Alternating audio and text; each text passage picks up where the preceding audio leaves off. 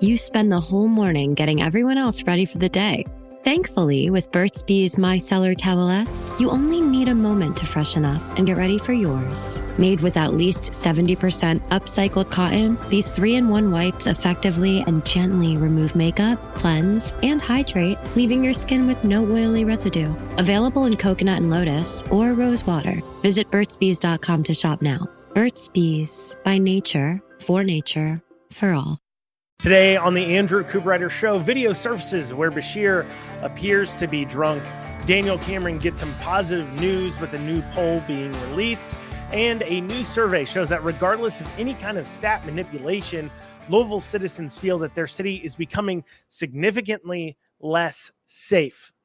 As always, if you want to listen to that last segment, you need to head on over to the podcast version. So for those of you that want to hear the segment about Louisville being less safe and a new stat kind of showing just how bad it's getting, head on over to either Apple, Spotify, iHeart, Pandora, any of those major podcasting platforms where you can catch the Andrew Cooperrider Show in its entirety. And it makes it easier for you to take it with you on the go. As always, please make sure you like, comment, share, and subscribe. You can also reach out to the show by emailing me at info@theandrewshow.com. Once again, that's info@theandrewshow.com. If you're trying to reach out, trying to send me things, I know a lot of you do, but a lot of times you're sending them to my Facebook page. And while I do occasionally read those messages, you get a lot faster response and it doesn't get looked over quite as much if you're communicating by emailing the show at info@theandrewshow.com. And now, without further ado, let's get into it. So a video has surfaced where Beshear appears to be drunk during some kind of Democrat executive committee Zoom call meeting from around the 2021-2022 timeframe. And I say it's from around this time because he appears to be one in the governor's mansion on the call.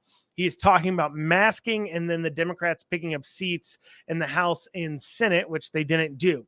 So that, and then he says about picking up seats, and then he'll talk about here. I'll play you the video here in a second. And then he also talks about, masking, and then he talks about them picking up seats. Then he talks about him being reelected in that order. So that tells me that this is before the 2022 elections, while masking is going on. It could be from even before that, could be in the 2020 elections that he's talking about this. So it could either be around the 2021-2022 timeframe or the 2020 timeframe. Regardless, this is him talking about this. We know they didn't pick up the seats, by the way. But anyways, so let's take a listen to the video that has been released. A little different, and that's okay. There are things that we are seeing in this country and in this state that are not okay, and we're willing to fight for them. They're all things that we care about. They're all things that are good and right, and we're ready to step up for them. And we will not be scared for 1 minute to talk about what we believe in. Let's make sure we are all talking in one voice to do it right. And yes, we may have to wear masks for a couple more weeks. But to protect one another, it's a small price to pay. So thank you. No, I really mean it. Thank you. Keep it up. You are incredible people. And remember, we always have more in common.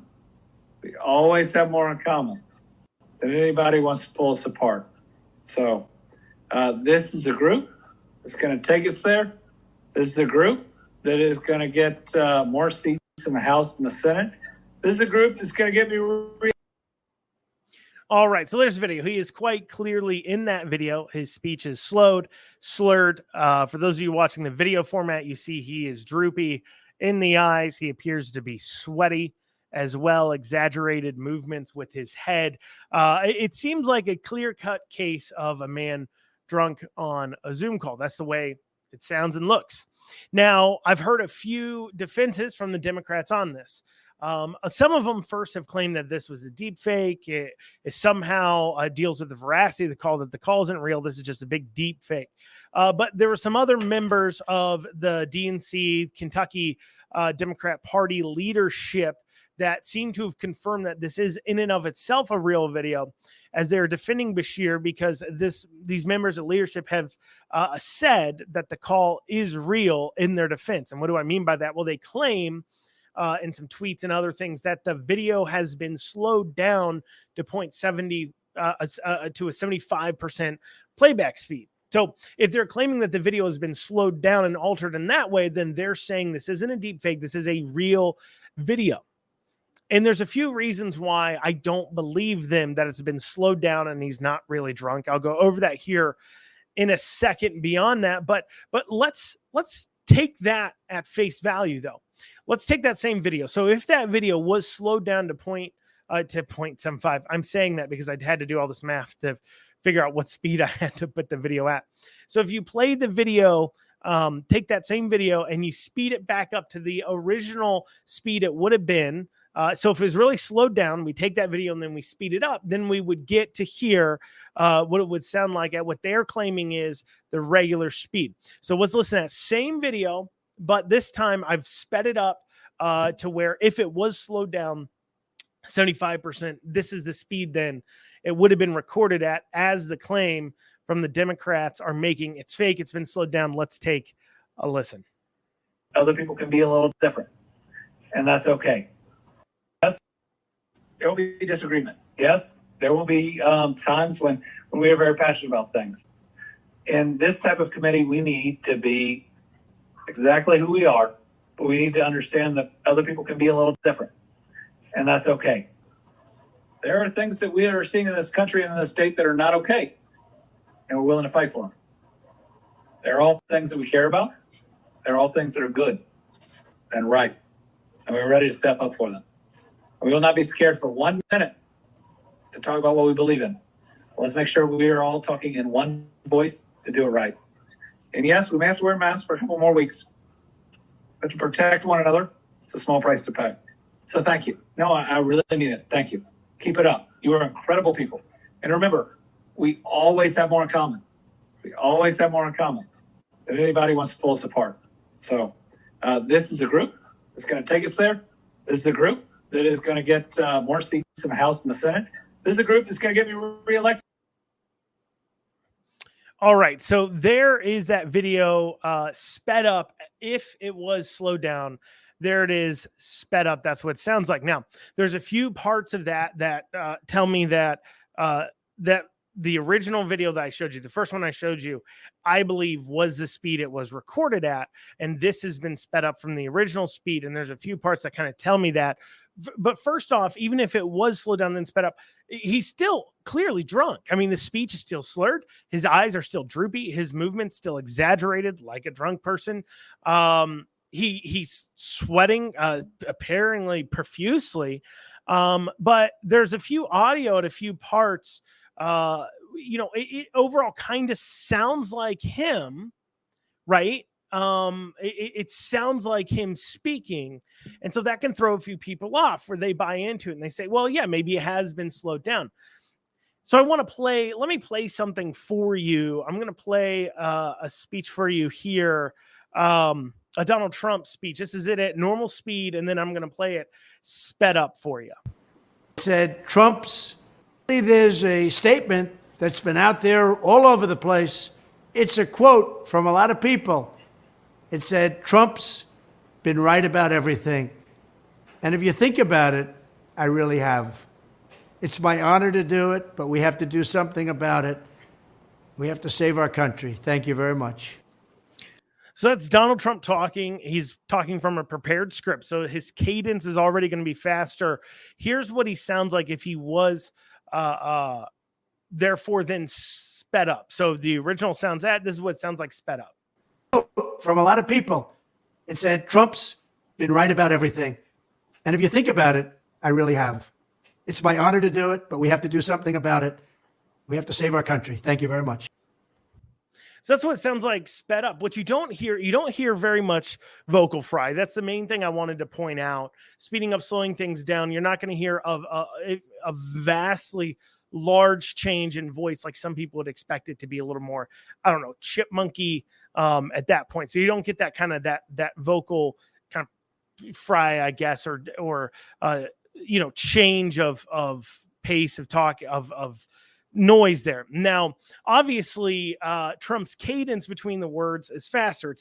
It's not the words that they're saying themselves, but it's the quickness that they're saying the words. So if Trump was talking naturally and he had a more natural slowed cadence between his words, I think it'd be a lot harder to even tell whether it's been sped up or slowed down. But what we're listening for then is a cadence between words where it sounds sped up. So if I'm comparing the original video posted to now the sped up version to determine whether or not it was originally slowed, there's one part this here specifically that tells me that in the sped up version, the vocals seem off.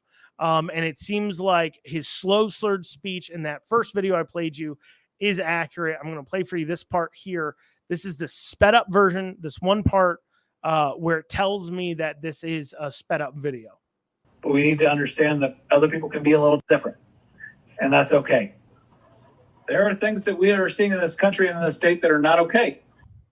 So what you're hearing there, so that part there, I want to play that little chunk for you, where you hear his words running together. So even if this was a normal speaking voice, it sounds sped up. So his speech was so slowed and slurred before that when you speed it up, it sounds okay in most places, except as far as the cadence goes, except here where he was talking more at his normal speed. You hear the words mashing together, running together a little bit more. And even then you still hear a slurred, sweaty Beshear speaking there. So the DNC will try to claim, the Kentucky Democrat Party may try to claim, or may hear people claim that this video was slowed down or altered in some way. I just played it for you. Hopefully I made a compelling case and you followed me through to understand that video, the original one released, is not a slowed down video. He was really speaking that slow, it would appear. Obviously, like I said, he's slurred, he's sweaty, he's drunk. He's just drunk. Okay? That's it. He's drunk. He's drunk in the video. He's drunk during the Zoom call. Now, because I want to explain that as I go forward, that Beshear was actually drunk during the call, which tells us a lot. I mean, it does tell us why he left open liquor stores while closing churches. Because, well, he wants to go to the liquor stores, but he doesn't want to go to the churches. Which also now I have questions because he left open abortion clinics as well during the same time. So he left open liquor stores so he could get liquor. Now I wonder if Beshear only left open abortion clinics because, well, he needed to get an abortion or something. So what does this mean to Andy Beshear? What's this mean to the campaign? Honestly, I don't know. Voters are kind of funny sometimes on things like this. Sometimes things like this really bother them. Other times it doesn't. And it really depends on how it's used and executed and how voters find out about it and how it's addressed. One, the average voter first has to know about it. And that becomes a problem because while the thing in and of itself may be bothersome, campaigning on it becomes an issue. Do I expect the media to really cover this? I don't think too entirely much until the media in their mind. So if this was a video where that was going after Cameron, they would post it, say he appears to be this way and everything else. I do not think the media is going to run too much on this because they're going to try. Obviously, they naturally can't left, and their first thought is to not believe it. We saw that from a lot of people on the left already, and most of our media are to the left. And so until they can get some sort of confirmation from people and individuals that this hasn't been altered in any way, they're going to be leery to report on it. I will say this. The other thing that leads me to believe it's real, somebody bothered to record it. If he was speaking normally and not drunk, slurred, and whatever during a Zoom call, you don't think it would be something that somebody would bother to record. However, you have him speaking, somebody bothered to record it because he was drunk. That's the other thing that leads me to believe he was drunk, that someone bothered to record it, of course, in the first place. But will the media report on it? I don't know. And if they don't, the average voter isn't really going to find out about it. So how do you spread the word? Because it's a difficult thing to campaign on. I'm going to give you an example of something. What I mean by it's a difficult issue to campaign on, and there's a way to do it and a way not to, and that may make it a third rail kind of issue where you don't put any money behind making sure the word gets spread. So during my Senate race for the of course, 2nd District there. During my Senate race, my opponent's wife actually filed for divorce during the primary. Now, being a divorced politician isn't necessarily, of course, disqualifying. There's a lot of politicians who are, of course, divorced. And I mean, one could make the argument that if they are a Christian, that they made a promise before God to stay with this person and they broke that promise. So what kind of promises are they willing to break to constituents? If this person's willing to break a promise they made to God, what are they willing to lie to you about? But we as people understand things happen, and a lot of voters are, of course, divorced as well. Now, the divorce itself would not necessarily be something to campaign on. Obviously, there's extenuating circumstances like domestic violence, or if it has something to do with politics, like cheating on somebody with a lobbyist, then that kind of plays to, their thought processes. Are they really representing you? Are they representing a lobbyist? If it has something to do with that, for an example. But the divorce in and of itself isn't really, the fact they're getting a divorce isn't necessarily something to campaign on, but it should be getting a divorce. I've never been divorced, but I'm married. But I've talked to people who've been divorced, and it should be the worst moment of your life. Like I said, I've never gotten one, but there is a point to be made that someone being charged with representing their constituents, especially somebody who's new into the legislature, which this gentleman was, they're going through what should be the roughest moment of their life. Their marriage is falling apart. And so the question, a reasonable question that constituents should be allowed to ask is, will they be paying attention to what they need to be doing? And that's a valid question. Now, you don't know to ask that question unless you, of course, know about the divorce. And, of course, then you have to, how do you spread those words? To ask, what is a valid question? And all the pearl clutchers out there, you can clutch at your chest all you want to and think it's distasteful to even bring up that question, but it's valid.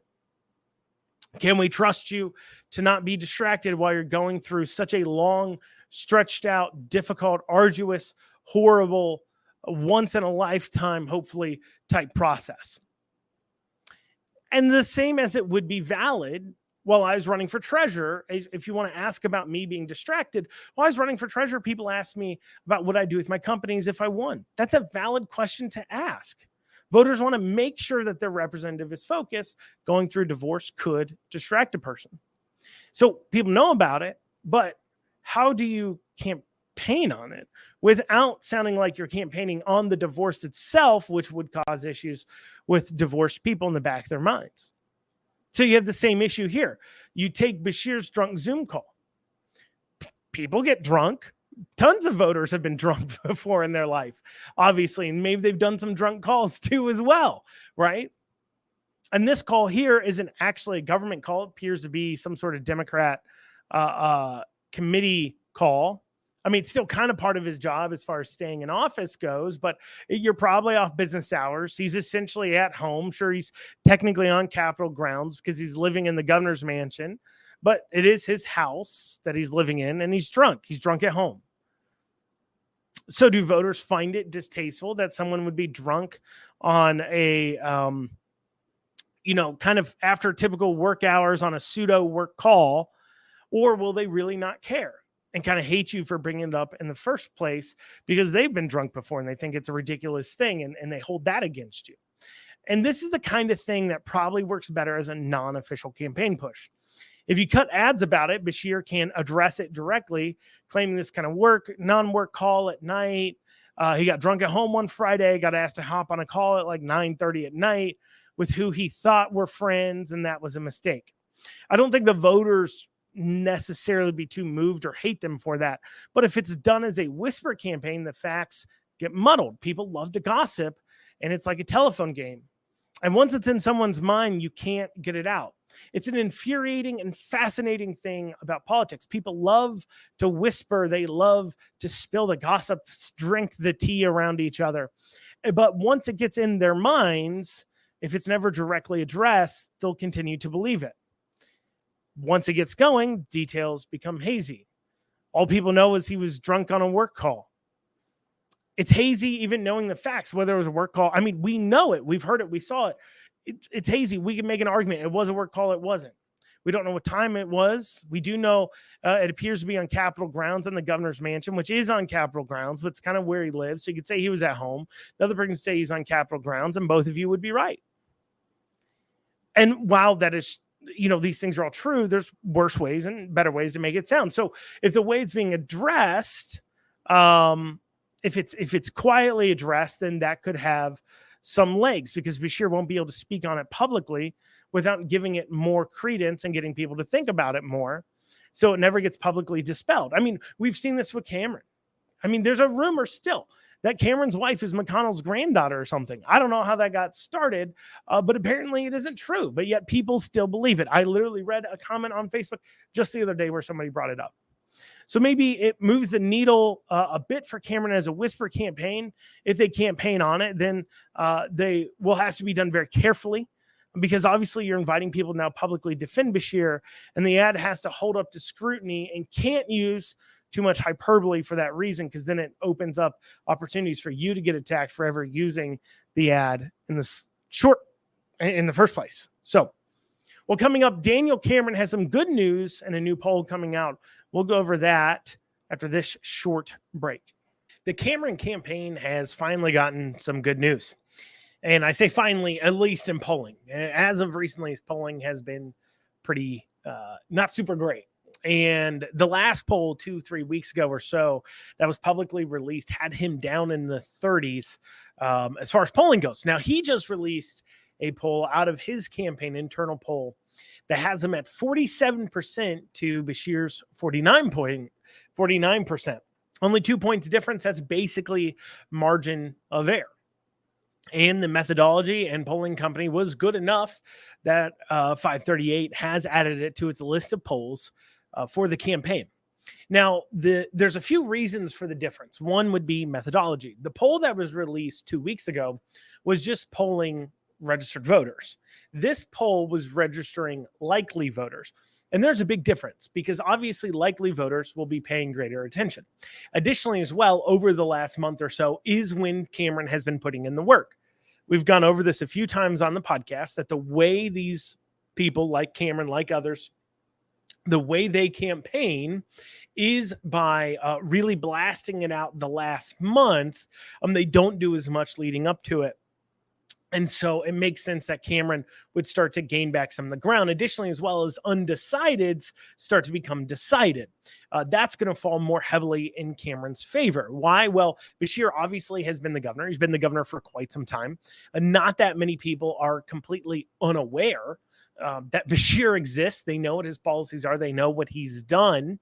And so if they're undecided still on whether or not to vote for him, I don't know what they're waiting for from Cameron exactly, but they would make sense that they would more so fall into Cameron's direction. This poll also as well showed that the renewed effort of tying Beshear to Biden, Beshear's endorsement of Biden, is having an effect on the voters. Now, this poll can do one of a few things for Cameron. One thing it's doing for him, because it's a greatly different, shows him within margin of error. I think this is the closest he's been to Beshear since the very, very beginning of the primary, which I think showed him even with him. Ever since then, all the polls have showed him, between 5 to 10 points down. Of course, this last poll showing him a pretty significant pointage down above double in the double digits there down. And so obviously having this kind of thing gives him some momentum and helps him build going into the final bit of this campaign. Now, there is one thing, though, that could work against it. Rewind with me, if you will, back to 2016. Where Trump beats Clinton rather unexpectedly. And one of the things that worked to Trump's favor is that the assumption that Clinton was going to win led to a lot of her voters that weren't super excited by Clinton to not even turn out to vote. And so by having a poll that shows Cameron close, it can help energize in these last several weeks the Beshear campaign and the Beshear voters in order to give them a reason to remind people, hey, you got to turn out to vote for Beshear. So that could buy back. Because if the last poll shows, oh, Beshear's up by 15 points, if it's rainy that day or something like that, I'm not going to turn out, while Cameron voters will still turn out. So showing something like that, it could work against him in that way. But obviously the positive part for him is that he's having more positive momentum going into it. I mean, to be honest, before that poll, a lot of people just assumed Beshear is definitely going to win. Obviously, you had the polling, you had the general feeling on the ground, a lot of other things. But with the new release and some of the debates and other issues going on, perhaps Cameron can start to earn it back a little bit, build a momentum, and that might carry him through to the end of the election. I don't know. I do know that he certainly is going, Cameron, hopefully off this poll, is able to get some infusion of cash into the campaign, because clearly Beshear has been raising and spending a lot more money, the Beshear campaign and tools, than the Cameron campaign has been this entire time. Now, there is another interesting thing I want to point out about how search engines, social media, those kinds of things can affect the outcome of these things. So remember, I was telling you about a poll they did 2 weeks ago that showed Cameron down on like 35% or something, being beat double digits by Andy Beshear. And that was a poll of just voters. Well, this poll of likely voters shows him much better off. Well, as I was, setting up for this episode, I was looking for the poll. And so I Googled, Daniel Cameron, newest governor poll, Kentucky. What's funny is I couldn't find the initial results, and initial news stories didn't talk about this poll at all. Instead, it was talking about the poll from several weeks ago, showing that Cameron was behind Beshear by double digits. And what's funny is about showing that too, as well, is that poll was everybody agreed that was a pretty poorly done poll, because there was no way we know that Cameron's getting 33% or 35% or anything in the 30s. Cameron is getting at least in the 40s. I'm telling you right now, he's definitely getting in the 40s. That's not even a risky bet to take. He's definitely doing it. He's getting in the 40s. And so clearly a poll showing him at that rate doesn't make much sense. And also too, it was showing quite a lot of undecided and other things. And that was because that poll was polling just voters, registered voters, not likely voters. Who's going to show up? Because remember, as many people that showed up to vote and voted for Donald Trump in 2020, in the presidential election 2020, the amount of people that showed up just to vote for Donald Trump is about the same amount of people total that showed up in 2019 for the governor's election. People don't typically show up to vote a whole lot with Cameron. So Cameron's starting to get momentum. Maybe he's bringing some money. What would be good for him right now too, as well, to help carry this through, would be to go ahead and have that Trump endorsement being more publicly known, because one of the things the poll pointed out was how much more likely people would be to vote for him if Trump endorsed him. Well, Trump has already endorsed him. So definitely going back and making sure that people know about that and getting Trump out to do some events with Cameron could certainly point him in the right direction. But like I said, the fact that search engines, when I was looking for this information, was pointing me instead to the old poll, showing him massively behind, it just points to somewhat what goes on and the effect this happens. So as it's getting closer and closer, the undecideds are going to become decided. They I think, are going to fall more to Cameron than Beshear. However, Beshear has been holding in almost every single poll in the very high 40s, 48, 49%. There's only been, I think, one poll where Beshear has gotten over 50%. And he's at 51%. So what's interesting is, despite polls showing Cameron at 35%, or despite polls showing him 5, 6, most of them have showed him 5 or 6 points down, Beshear hasn't really shown, if you're 5 or 6 points down, so if you're polling at 45%, you'd expect Beshear to be at 55%, but instead he was down around 49. And so that certainly points to an issue for Beshear, because it wouldn't appear that over the length of time, over the polling time, Beshear hasn't really been gaining in any polls that I've been seeing support. He's been holding steady at that 48 to 49-ish kind of percentage point. Like I said, he had one anomaly where he went over 51. I think that should be a point of worrisome, of course, the Beshear campaign. It probably is the fact that he's been stagnant. They've spent tens of millions of dollars so far, and yet Beshear seems stagnant. So that really gives Cameron the opportunity to follow through on this wave of momentum to carry it onwards. It'll be interesting to see tonight. This is obviously October 23rd. Tonight on KET, there will be a debate, another debate. So I went over their first televised debate. They had a debate, on Friday, I think. And then they have another debate tonight on KET. Definitely something to check out and see what happens and what's going through. Well, y'all, that's all we have time for today for you listening to the video format. I do have to apologize that today's episode got out so late.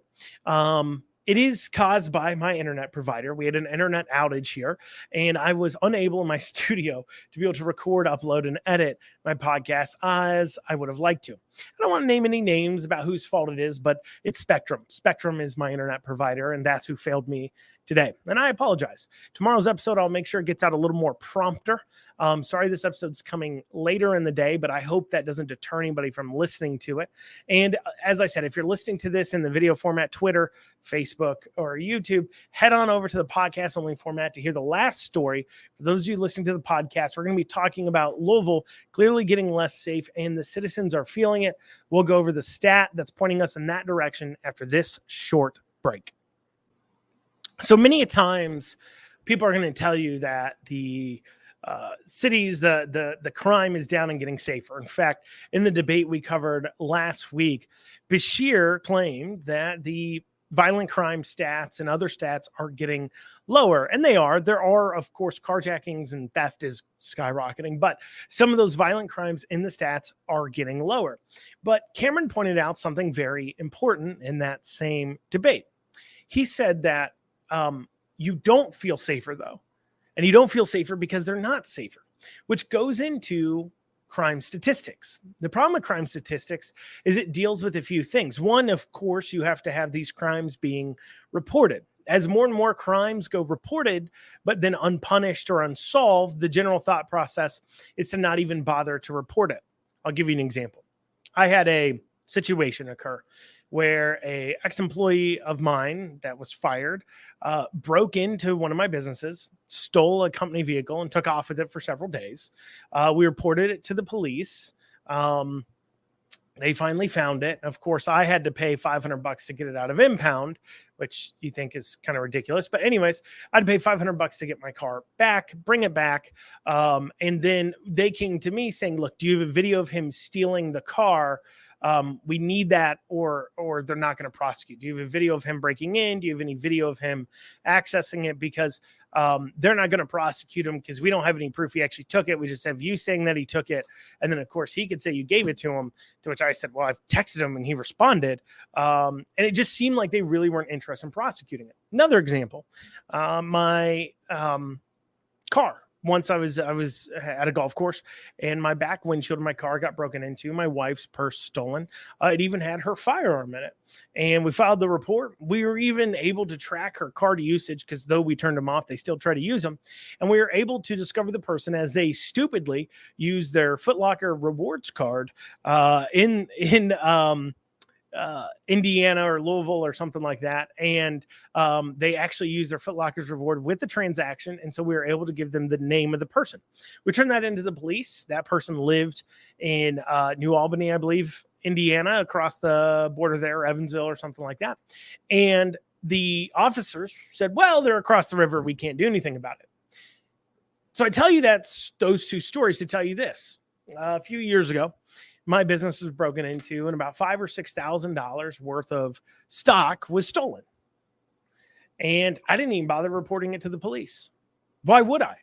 I had no video out in the warehouse where it was broken into and stolen from. And quite frankly, I knew they weren't going to come out and fingerprint or anything else or ask questions or investigate. So I didn't bother to even report it. Well, obviously, that would then be now a theft that went on that now has gone unreported. And I can tell you this much. If something was stolen from me and I didn't have to call insurance about it And if I didn't have it on camera, I don't know if I would report it. Now, a response to this, of course, is I've set up cameras in all of my businesses and houses and everything else, having had that interaction with the police where they just don't care to investigate or to arrest unless, of course, you have video evidence of them stealing it, which makes you wonder how we ever solved a crime before video ever existed. But anyways, how many times does that have to happen before people just stop reporting it? As I said, I don't have it on video. I guess it's not worth reporting. There's only a couple $100, and well, you know, the cost of filing and going through the hectic work ain't worth it, right? And then also as well, the police coming out, looking at situations and saying, we're not going to fill out a report for this. Let's just move it along. Deciding not to even bother to charge a person because they know that they're liberal prosecutors. We went over a story last week of this happening in Lexington. Massive story about car chases, arrests, everything else. Nothing happened to the person. And they got some probation. And so police just, we'll talk to the person if we can work it out, what have you. We're not going to file a report because we know nothing's going to happen. So those types of things will affect reporting. Additionally, as well, of course, how you report them affects it as well. If you're not doing as much patrolling, that can affect it. And so it can appear like crime or things are getting lower, even though our streets and facilities are getting less safe. Well, there's this recent article in the Wall Street Journal, and it's talking about a study of 52 cities regarding downtown foot traffic. And in this study, they found Louisville was the largest decrease of downtown foot traffic in the country out of these 52 cities that they studied. By almost 50%, it was down. That's crazy. And a big part of the reason why is a fewfold. One, of course, you had the riots and situation going on with the Black Lives Matter protesters, several other protesters that ended up in businesses being destroyed, knocked down. And so a lot of people just left. Businesses are just leaving these areas because of the rampant crime, shoplifting, theft, those kinds of things. These are nonviolent crimes that are leading to stores leaving, which decreases foot traffic. But the other thing is it's just dangerous. I was up in Louisville just the other week. We were going to a theater to see a magic show. Little secret about me and my family. We enjoy magic shows. Seen a good number of them. We can no longer do the tourist trap magic shows because we know how all the tricks are done, and we've seen them over and over again. So we're interested in seeing some different tricks. So we watch some traveling big name magicians when they come to town. And there's one up in Louisville. And we had to park our car in the street and then walk maybe 300 yards. And, we get out, and of course there's, a few panhandlers, homeless people on the street, left and right. One walks past us, immediately begins to mutter to himself off to the right-hand corner, talking to himself. And I generally felt unsafe. But because the place we were going to, of course, had metal detectors and didn't allow guns inside them, I didn't carry a gun with me for even that short walk. I was unable to because of the security they had there. And I've never felt more uncomfortable in my life in a city than in that moment. I literally had mumbling people over here. It's gray, it's dark, it's dirty, it's miscolored. I'm literally off of 4th Street, and we walked down. We had to walk maybe 200, 300 yards, and it was just awful. And what's crazy is we walk down those 100 yards, we turn the corner, and there is legitimately probably 20 or 30 police officers out in front. They're dealing with some sort of situation. No clue what about the time we showed up, they dissipated. But there's a lot of officers there dealing with some sort of problem. And so after the show came out, I tried to actually research what had happened with those police officers there. I couldn't find anything online.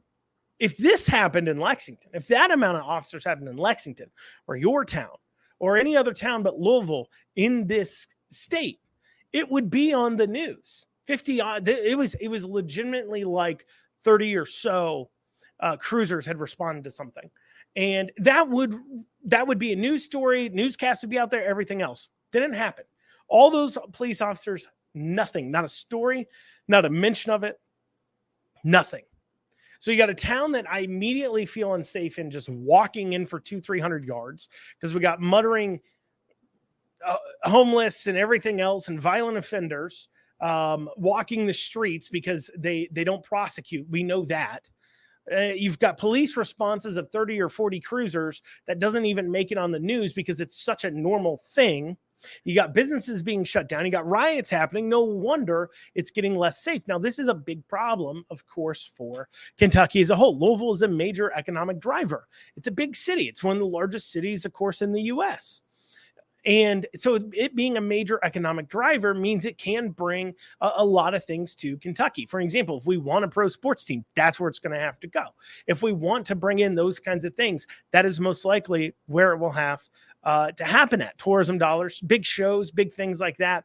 That is where it's going to have to go. But if the city becomes less and less safe and a harder place to do business, well, that hurts Kentucky as a whole. We don't have a shot at those teams anymore. Instead, we just have this big urban center that's become a liberal wasteland. No longer does it become an economic driver for the state, but rather become an economic burden for the rest of the state. That becomes a big problem.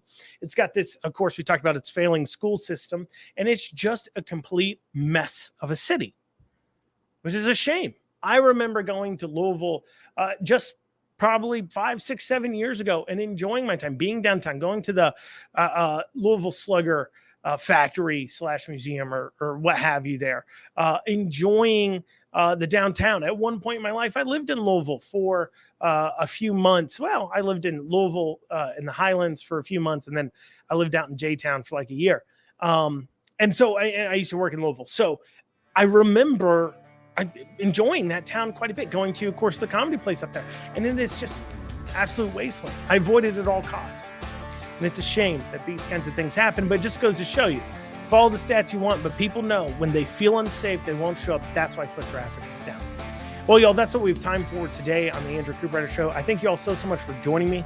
Hope you have a great rest of your day. We'll be back here tomorrow, hopefully at a more prompt time, around 1 o'clock and not this late in the day, but, you do what you can. Well, you all have a great rest of your day. We'll see you soon.